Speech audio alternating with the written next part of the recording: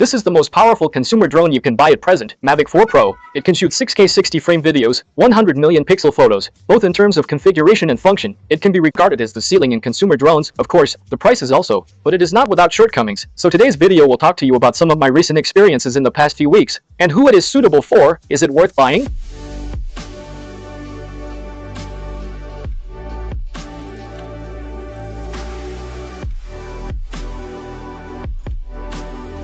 First of all, let's talk about what I think is the biggest upgrade, the Vientiane gimbal. This gimbal is actually a bit like an upgraded version of the poke-free gimbal. It makes the Mavic 4 Pro's up and down buttons a lot higher. The gimbal can rotate 360 degrees, support lossless initial shooting. You can also adjust the gimbal to shoot such a dynamic shot like Inception. The shooting method is also very simple. You only need to control the drone front mirror with your right hand. Press C1 with your left hand, and turn the right wheel at the same time. I strongly recommend that you try to shoot a small rotation shot, otherwise you will really get motion sickness after watching it for a long time. Of course, you got so much, but at a price.